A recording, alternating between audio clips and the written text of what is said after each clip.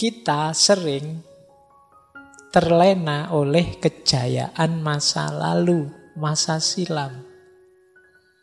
Seolah-olah itu saja cukup. Kata beliau menarik, beliau punya kalimat begini. Adalah salah yang dikatakan Pameo bahwa bangsa yang pernah menghasilkan Borobudur akan dengan sendirinya sanggup menciptakan apa saja. Itu adalah satu kebanggaan bahkan kesombongan yang sangat berlebihan. Pameo tersebut harusnya ditulis kembali dengan sedikit rendah hati dan berbunyi, bangsa yang pernah menghasilkan Borobudur mungkin sekali dapat menghasilkan Borobudur-Borobudur yang baru selama bangsa itu bersedia membuka diri bagi ilmu pengetahuan dan teknologi yang baru. Dengan keyakinan bahwa setiap langkah harus lebih baik dari langkah sebelumnya. Jadi kita yang selama ini kan sering membanggakan masa lalu. Wah, kita itu bangsa besar loh. Kita menciptakan Borobudur, Prambanan. Kita banyak sekali peninggalan nenek moyang kita yang luar biasa. Ya, nenek moyang kita hebat. Lah terus kita gimana? Karya kita apa? Tinggalan kita apa? Jangan-jangan sampai nanti keturunan anak kita kesekian, generasi kesekian, yang dibanggakan tetap masih Borobudur. Kita sudah sekian generasi, kebanggaannya masih Borobudur juga. Loh, kapan kita bisa menciptakan karya semonumental setara Borobudur sehingga anak cucu kita mungkin generasi kesekian nanti yang dibanggakan tidak hanya Borobudur. Jadi dia bisa, oh ini kalau generasi sekian Borobudur ini, generasi sekian Prambanan, generasi sekian. Nah, maka tinggalan kita terus apa yang membanggakan dari generasi ke generasi. Jadi tidak salah kita membanggakan masa silam, tapi harusnya kebesaran masa silam itu jadi jalan kita untuk membentuk kebesaran yang sama di era kita. Kalau versinya Sultan Takdir, kebesaran zaman ini itu ya kita mengikuti pertumbuhan sains dan teknologi. Jadi harusnya kita hari ini penguasanya sains dan teknologi. Harusnya begitu. Karena yang monumental zaman ini kan begitu. Jangan-jangan besok ya kita tidak bisa bangga. Yang bangga mungkin orang Korea. Wah, kitalah yang menciptakan Samsung dulu. Nanti yang Amerika kita yang menciptakan iPhone dulu. Ini sekarang ada museum smartphone misalnya. Nah, mereka bangga. Saya tidak tahu kalau zaman kita ini memasukkan itu di museum itu apa karya kita hari ini di museum itu. Kalau bangsa Indonesia kalau hari ini kan terkenal misalnya cerewetnya di medsos misalnya. Nah, itu mungkin kita bisa itu. Contohnya obrolan bangsa Indonesia tahun 2002 kayak gini mungkin itu. Nah, jadi yuk kejayaan masa silam oke. Kita banggakan, tapi tentu saja tidak berhenti di kebanggaan saja. Kita harusnya menghidupkan lagi semangat berkaryanya. Jadi sebenarnya mengikuti Barat itu bukan kok menjiplak Barat, tapi etos dinamis progresif Barat. Itulah yang diambil. Jadi sambil tetap identitas kebangsaan, identitas religius, monggo saja. Tapi etos ini loh untuk maju, yang kita sangat kurang, kata Sultan Takdir. Lanjut. Nah, sekarang kita lihat, kenapa sih kok Barat? Ini kita baca ya, tidak boleh tersinggung. Ini memang beliau penggemar Barat. Kata Sultan Takdir begini, ini yang pertama. Sejak Vasco da Gama, manusia baru Renaisan Eropa mengelilingi Afrika dan mendarat di Calicut. terbukalah bagi seluruh Asia satu sejarah baru dalam abad-abad berikutnya, berduyun-duyun pelayar dan saudagar. Penjajah dan misi Eropa mengunjungi dan menjajah Asia dan lambat laun menguasainya. Mulailah sejarah imperialisme yang dalam banyak hal sangat menyedihkan. Bertubi-tubi datang penyerbuan manusia modern Eropa pada kerajaan-kerajaan Asia. Banyak yang dapat ditaklukkannya dan dijadikan jajahannya. Tetapi yang tidak bisa ditaklukkannya pun tidak dapat mengelak dari pengaruh kebudayaan modern Eropa itu. Namun bagi Indonesia, zaman ini adalah zaman kegelapan. Zaman kalah terus-menerus. Tidak ada salahnya jika kita mengakui bahwa segala pahlawan kita, siapapun sekalipun namanya adalah pahlawan, kalah terhadap pasukan Belanda yang jauh lebih kecil jumlahnya dan berjuang puluhan ribu mil dari tanah airnya. Kekalahan itu adalah pada hakikatnya kekalahan kebudayaan Indonesia asli yang bercampur dengan kebudayaan Hindu dan kebudayaan lain yang lebih dulu tiba ke Indonesia. Ini saya kutip langsung ya dari kalimatnya beliau. Jadi bagaimana Barat yang modern di awal era modern dahsyat sekali bisa menaklukkan berbagai wilayah kemana-mana. Padahal Eropa itu kecil, tapi bisa menaklukkan Asia, menaklukkan Afrika, kemana-mana. Nah, itu kalimat belakang itu agak tidak enak. Jadi yang tentang pahlawan tadi kata beliau, ya mau tidak mau harus kita akui. Pahlawan yang kita agung-agungkan, kita besarkan, karena memang mereka semua orang-orang mulia, orang-orang besar. Tapi kenyataannya kan mereka kalah oleh Belanda yang jumlahnya jauh lebih kecil, padahal mereka ini orang jauh. Kita tidak mampu mengalahkan mereka. Karena apa? Modern mereka. Persenjataannya, teknologinya, ilmu teorinya, dan lain sebagainya. Ya mungkin kita bercerita heroik. Wah, para pahlawan kita hanya bersenjatakan bambu runcing melawan Belanda. Ya luar biasa keberaniannya kita akui. Cuma ya mau ndak mau kita harus menerima fakta mereka kalah. Belanda urik pak, mosok orang diajak berunding terus ditangkep.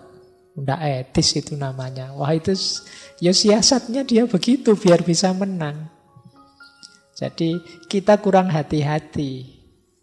Nah, di titik-titik ini ya yang dikritik oleh Sutantak. Bukan berarti para pahlawan itu tidak ada harganya. Mereka luar biasa, patriotismenya, cinta tanah airnya luar biasa. Hanya saja kita kalah teknologi, kalah ilmu, kalah modern, sehingga mudah kalah. Kalau katanya Francis Bacon dulu kan Barat itu senjatanya 3, bisa menaklukkan kemana-mana. Yang pertama kompas, yang kedua mesin cetak, yang ketiga mesiu, senjata api. Ya kalau memang perang dengan senjata api kan simpel. Kita bawa keris, bawa bambu runcing, bawa tombak. Kita belajar jurus ini, jurus itu puluhan tahun. Kita baru pembukaan jurus apa, sekali tarik, dor, selesai. Jadi zaman itu teknologi yang menang. Jadi ini ya rada nyelkit memang pandangannya Sultan Takdir ini, tapi ya faktanya begitu. Penguasaan teknologi, modernisme jadi kunci. Saya lanjutkan. Keutamaan Barat lagi. Dia mengkritik begini, selama ini masih ada beberapa golongan yang dengan tiada sengaja dan tiada insaf telah menina-bubukkan rakyat dengan ucapan-ucapan yang kosong dan tidak berarti. Timur itu halus budinya, tinggi kebatinannya, mulia jiwanya. Kalau Barat itu egois, materialis, intelektualistis. Mereka menganggap bahwa seolah-olah semua orang Timur itu wali yang suci. Dan semua orang Barat itu penjahat yang tidak punya hati. Jadi kita kan sering begitu menggambarkannya. Pasti akan kaget orang-orang ini kalau mendengar ucapan yang mengatakan bahwa orang Timur harus berguru pada orang Barat. Tetapi meski bagaimana sekalipun tidak enak bunyinya, semboyan bahwa kita harus belajar pada Barat, meski bagaimana sekalipun sedih hati kita memikirkan hal demikian, dalam hal ini rasanya kita tidak dapat milih. Kenapa? Kita memang tertinggal di bidang ilmu pengetahuan, sains, teknologi. Kalau saya bilang dengan kalimat, kata Sultan Takdir, orang Timur harus belajar ke Barat, itu kan rasanya ganjel. Rasanya tidak enak ya. Padahal kita selama ini membanggakan Timur. Timur itu orangnya suci, bersih. Orangnya itu batinnya dalam, hidupnya tidak dangkal. Orang Barat apa, cuma lihat materi, cuma lihat. Kita itu sudah dalam, tidak hanya materi. Di balik materi kita tahu ada penunggunya, ada hantunya, ada danyangnya. Ya, kita akan bisa masuk sampai ke dalam. Barat itu dangkal, cuma materi. Tapi ya faktanya memang kita tertinggal jauh di bidang sains dan teknologi. Menyedihkan memang, pahit memang, tidak enak memang, tapi ya gimana lagi. Jadi kita perlu untuk menguasai sains, menguasai teknologi. Maka ini argumen kedua dari Sultan Takdir. Kenapa kok Barat? Ya memang kita tertinggal dari Barat. Yang namanya tertinggal kan memang harusnya nyusul ketertinggalan itu. Yang ketiga, ini kalimat-kalimat yang dari Sultan Takdir. Selama ini semangat keindonesiaan yang telah menghidupkan kembali masyarakat bangsa kita, itu pada hakikatnya kita peroleh dari Barat. Seperti misalnya Budi Utomo, lahir 1/4 abad yang lalu di kalangan rakyat kita, yang mendapat didikan Barat dan rapat bergaul dengan orang-orang Barat. Agen-agen, aktor-aktor yang terlibat dalam kebangkitan nasional, munculnya banyak aliran-aliran, kelompok-kelompok seperti Budi Utomo, itu kan memang banyak dipelopori oleh orang-orang yang mendapat pendidikan Barat saat itu. Dan punya banyak teman Barat. Cara berorganisasi yang dipakai sebagai pengganti persatuan menurut keturunan dan tempat kediaman yang terdapat di zaman pra-Indonesia, itu kan gaya organisasi Barat. Jadi munculnya organisasi-organisasi modern, lembaga-lembaga modern, itu kan hakikatnya ya mengambil terinspirasi dari organisasi-organisasi Barat. Dalam segala pergerakan kebangunan bangsa kita yang serupa organisasi cara modern, yang memegang pimpinan ialah mereka yang mendapat didikan Barat atau sekurang-kurangnya mendapat pengaruh Barat, atau mungkin yang banyak baca buku juga tentang Barat. Tokoh-tokoh pergerakan nasional kita kan banyak yang alumni-alumni pendidikan Barat. Bahkan kata Sultan Takdir, kata Indonesia sendiri yang kita banggakan itu kan yang bikin orang Barat. Jadi jangan dikira Indonesia itu yang bikin kita. Kalau baca sejarah kan memang kata Indonesia itu kan berawal dari jurnal ilmiah yang terbit di Singapura, yang nulis 2 orang dari Inggris. Yang pertama namanya Logan, yang kedua namanya Winston Earl. Ini 2 orang yang pertama kali pakai istilah Indonesia untuk membedakan dengan India. Karena sering kecampur-campur. Dulu kita menyebutnya India Belanda, tapi kan Belanda sudah kalah. Akhirnya pakai istilah Indonesia. Arti letterleknya Indonesia itu sebenarnya kepulauan. Nesia itu dari kata-kata nesos, artinya kepulauan. Indo itu ya Indus, India. Jadi kita itu negara Indonesia. Kalau makna letterleknya negara kepulauan Hindia.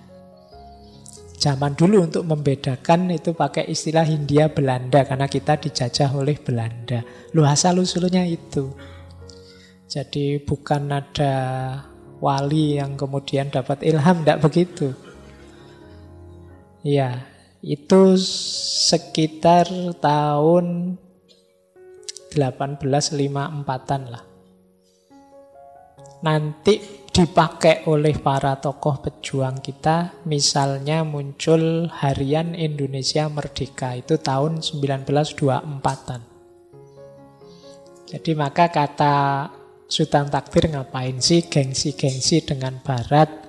Wong yo nama Indonesia saja itu juga yang menciptakan atau yang mengusulkan pertama dengan nama itu ya orang-orang Barat. Dan pergerakan nasional sampai lahirnya kemerdekaan itu banyak dipelopori oleh tokoh-tokoh yang mendapat didikan Barat. Termasuk tokoh-tokoh Budi Utomo dan lain-lain. Ya karena memang zaman itu kita bangsa yang dijajah, pendidikan tinggi yang ada di Indonesia ya tetap penyelenggaranya ya penjajah. Baik, jadi ini fakta-fakta mungkin agak ganjel di kita, tapi kenyataannya begitu. Kita lanjutkan ya. Jadi itulah mengapa nanti Sultan Takdir bilang, yuk kita jangan malu-malu mengejar ketertinggalan, belajar dari Barat. Kalau sekarang mungkin sudah tidak malu ya, kita kan pengen dapat beasiswa ke Jerman, pengen dapat beasiswa ke Inggris, kan sekarang biasa ya. Meskipun kadang-kadang kalau ceramah masih anti Barat, masih ya. Baik, kita lanjutkan. Dan ini menarik. Kalau menurut Sultan Takdir, justru fokus berpikir rasional, pengembangan sains dan teknologi itu dulunya sebenarnya budaya Islam. Beliau agak mengkritik budaya sebelumnya Hindu-Buddha yang lebih cenderung ke yang supranatural, yang gaib-gaib, yang mistik. Budaya Islam itu budaya ilmiah, saintifik, filosofis. Banyak filosof-filosof Muslim pada zamannya, tokoh-tokoh Muslim menginspirasi Barat. Sampai lahir Renaissance di Barat. Rasionalisme itu diawali dari Ibn Rushd dan kawan-kawan. Bahkan sampai ada aliran namanya Averroisme di Barat. Uniknya, umat Islam sendiri kemudian meninggalkan itu. Bahkan filsafat kan terus diharam-haramkan di dunia Islam. Padahal sebelumnya Islam menjadi pusat peradaban dengan ketinggian sains, teknologi, intelektual, filsafatnya. Hari ini kita mungkin hanya bisa membangga-banggakan seperti Borobudur tadi. Bahkan beberapa malah benci dengan peradaban yang filsafat itu. Padahal itu justru yang dikagumi dulu. Orang menyebutnya golden era. Era emasnya dunia Islam. Di kita sekarang kadang malah dimaki-maki dunia rasional, dunia filosofis itu. Nah ini masalah kata Sultan Takdir. Jadi justru dulu cara berpikir ilmiah, saintifik, budaya Islamlah yang mempengaruhi orang-orang Eropa. Pada hakikatnya orang Eropa itulah yang melanjutkan semangat Islam. Sedangkan dunia Islam yang sejak abad 12 dan 13 terus-menerus jatuh dan bertambah terbelakang tentang ilmu teknologi maupun kemajuan ekonomi, sehingga pada satu ketika sebagian besar Islam menjadi jajahan Eropa. Pada hakikatnya hanyalah namanya saja penganut Islam. Semangat Islamnya tidak muncul. Padahal justru semangat Islam itu semangat kekhalifahan. Tadi kekhalifahan itu menata alam semesta, menata dunia. Semangat ilmiah. Dan ini yang disesalkan oleh Sultan Takdir. Lenyapnya pemikiran rasional, filosofis, ilmiah dari dunia Islam pindah ke barat. Dan umat Islam sendiri malah berhenti. Bahkan semacam mengundurkan diri dari panggung saintifik, ilmiah, filosofis. Ini kritik ya untuk bahan renungan kita. Jadi teladan yang hilang, teladan yang kemudian mengundurkan diri dari gelanggang. Oke, kita lanjutkan. Ini ada banyak isu dari polemik-polemik kebudayaan. Saya banyak ngambil potongan-potongan tulisannya. Meskipun saya loncat-loncat ya, saya tidak ngambil semua. Yang pertama, beliau nulis pertama-tama tapi terus dikritik oleh Sanusi Pana. Terus beliau jawab lagi. Saya tidak setuju dengan pandangan Tuan Sanusi bahwa Barat mementingkan jasmani dan Timur mementingkan rohani. Menurut pikiran saya, baik Timur maupun di Barat, orang yang mementingkan rohani dan jasmani. Dalam hal rohani, orang Barat tidak kalah dari orang Timur. Tapi dalam hal jasmani, orang Barat dapat mengalahkan orang Timur. Jadi nanti beliau punya banyak argumen untuk ini. Tokoh-tokoh mistikus Barat juga banyak kok. Orang Barat ahli batin, ahli psikologi juga banyak. Jadi pandangan bahwa kalau Barat itu jasmani, kalau Timur rohani, itu kata Sultan Takdir tidak terlalu pas. Ya di Barat maupun di Timur ya orang tentu saja peduli dengan jasmani dan rohani. Wong jasmani itu kan jalan untuk kenyamanan, ketentraman rohani. Kalau dari sisi rohani, Barat tidak kalah dari Timur. Sama-sama ingin nyaman, ingin hidup tentram, ingin beres rohaninya. Buktinya nanti banyak di belakang dijelaskan. Tapi dalam hal jasmani kita jelas kalah. Jadi Barat tidak kalah dari Timur dalam hal rohani, tapi Timur jelas kalah dari Barat dalam hal jasmani. Nah ini silahkan kalian renungi apa iya begitu. Kita selama ini kan selalu asumsinya, biar saja Barat jaya, materialisme dia, materi. Padahal hidup ini nanti di akhirat, biar saja dia susah di dunia. Nanti kita seneng-seneng di akhirat. Nah, Barat jelas sudah seneng di dunia, kita belum mesti seneng nanti di akhirat. Itu kalau mikirnya begitu ya. Jadi kita mengandalkan nanti, kalau Barat sekarang. Oke, ini cara berpikirnya Sultan Takdir. Yang kedua, wah ini kecil-kecil, saya baca saja.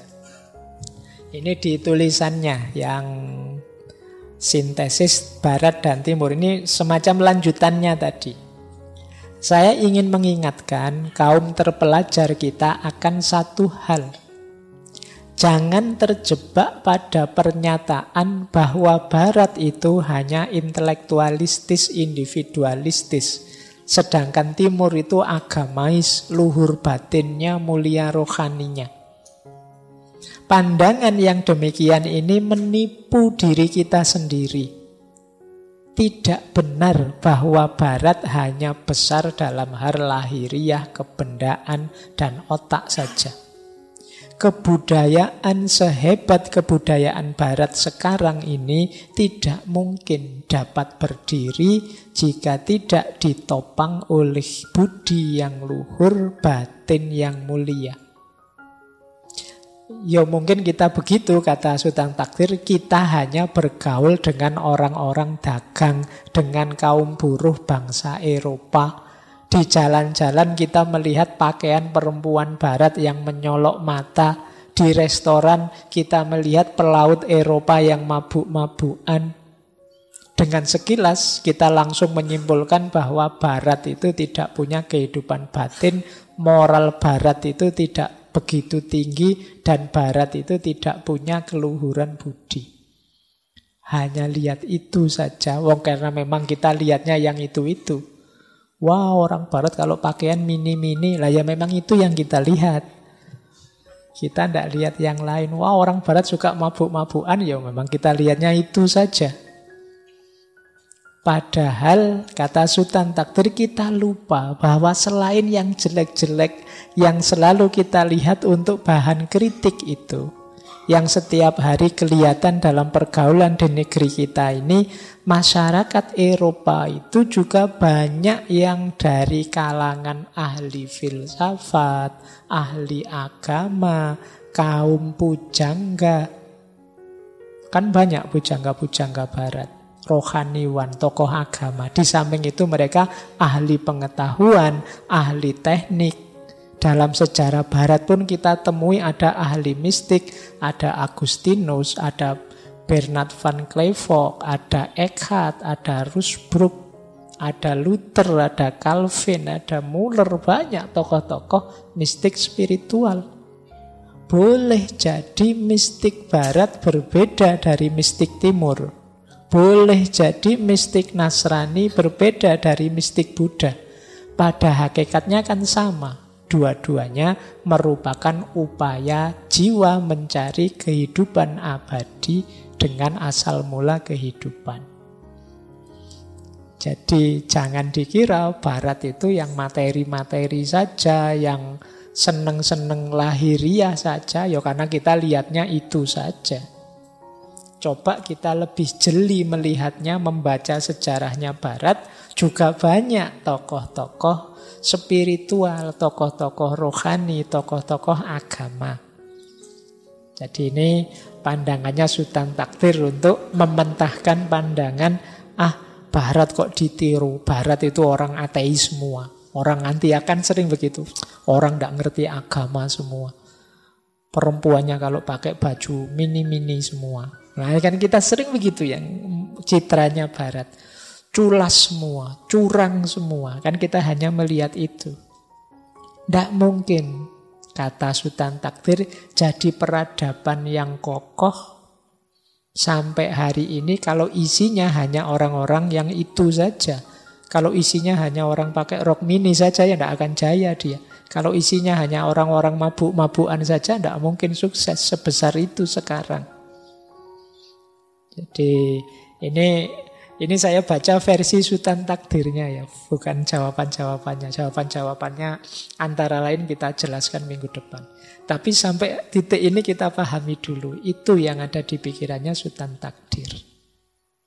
Jadi bukan berarti orientasi ke barat itu beliau ingin Indonesia ini serusak itu. Tapi maksudnya ingin Indonesia ini semaju itu. Sehubungan dengan barat. Saya lanjutkan lagi. Nah, ini kayak baca buku ya. Tidak apa-apa. Saya tahu teman-teman hari ini kan males baca buku. Jadi saya bacakanlah, saya ngalahi baca. Kalau saya cuma bilang, teman-teman beli bukunya, kan ini buku lama, di perpus-perpus juga banyak. Saya tidak yakin terus ke perpus nyari buku ini. Saya bacakan sajalah. Nah, kita lihat kenapa kok terus ada orang benci dengan barat, melihat ada problem individualisme, egoisme, materialisme di barat. Ini kritik lagi dari beliau. Ini kritik di forum namanya Kongres Permusyawaratan Perguruan Indonesia. Ini beliau jengkel sekali, banyak orang yang cara berpikirnya sempit, termasuk menganggap barat itu serba negatif. Kata beliau begini, umumnya kaum terpelajar kita sekarang mengarahkan matanya ke barat. Buku-buku ahli barat dipelajari, teori-teori ahli-ahli barat dikaji. Dan rupa-rupanya dalam hal tersebut tanpa disadari persoalan barat dijadikan persoalan bangsanya sendiri. Intelektualisme, individualisme, egoisme, dan materialisme yang mengacaukan dunia barat tampak baginya sebagai momok yang seolah-olah juga mengacau di negerinya sendiri. Dan mereka pun tanpa sengaja turut berteriak-teriak bersama ahli barat, memukul intelektualisme, individualisme, egoisme, dan materialisme yang sebenarnya baru merajalela di barat. Kalau kita kaji benar, persoalan bangsa kita bukannya soal intelektualisme, bukan egoisme, dan bukan pula materialisme.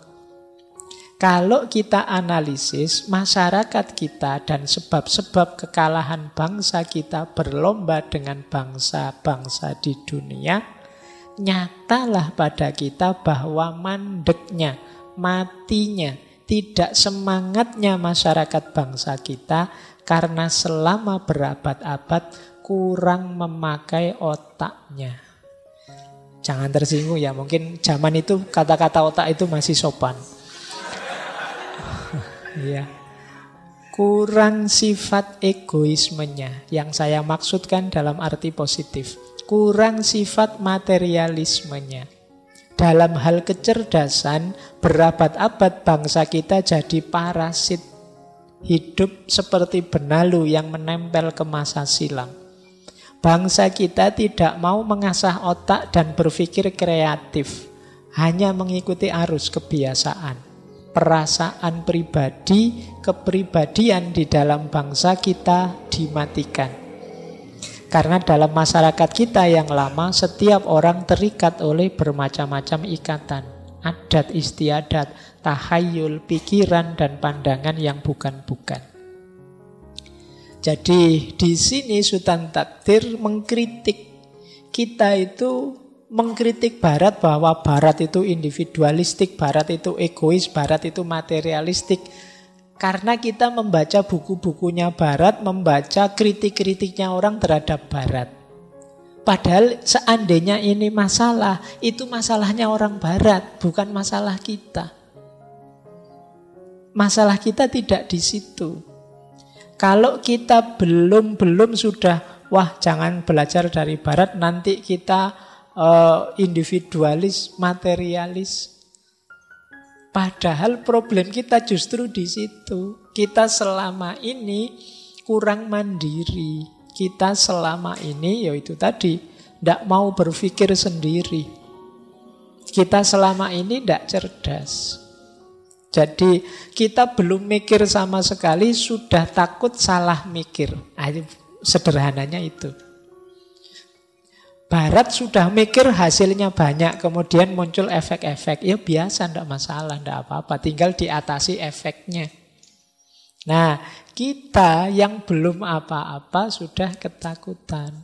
Belum tanding sudah takut kalah.